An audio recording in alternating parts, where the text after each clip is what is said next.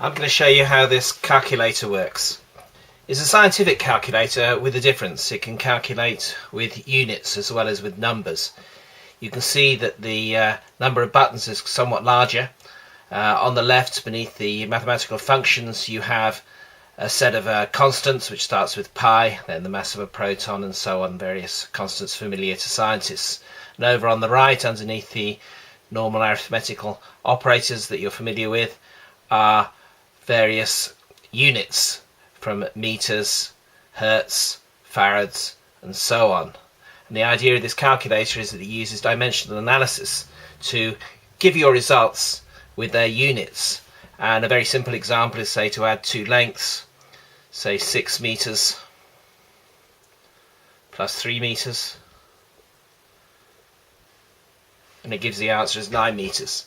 Okay, that's a very simple result, but it's a significant one, because what this calculator will do is it will prevent you making errors. Like if I try to add kilograms to meters,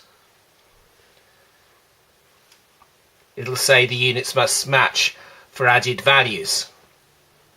Okay, so we can clear that. It's within that there's a lot of checking going on, obviously, and this makes your calculations that much more robust. Here's a simple calculation of the mass of a carbon atom, which will be 6 times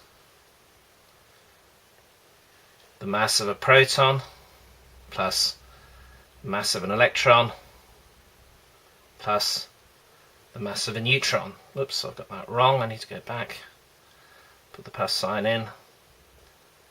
Mass of a neutron, close bracket. And you can see that the result comes out with the units kilograms. You can get a bit more complicated than that.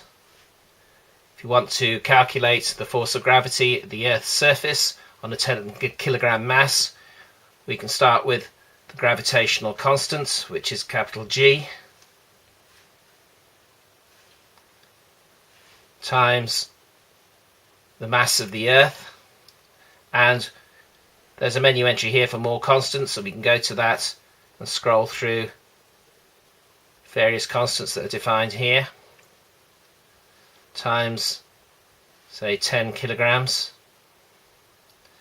Now this needs to be divided by the radius of the Earth squared, and again we can get the radius of the Earth from here,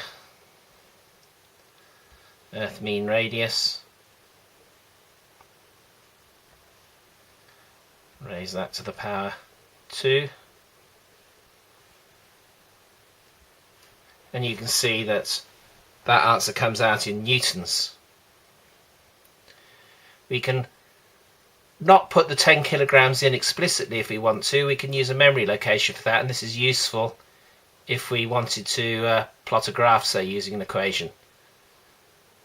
So if we delete the 10 kilograms and then use a memory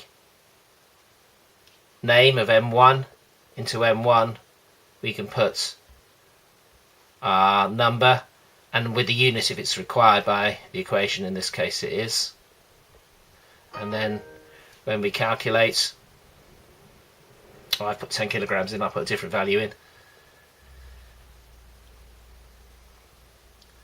20 kilograms say, and then when we do equals, we get the answer 196.54 and so on, newtons. We can use much more complicated expressions, and we can save and load them. So in this case, we'll clear that and we'll load one that I've put in before, is a resistivity calculation.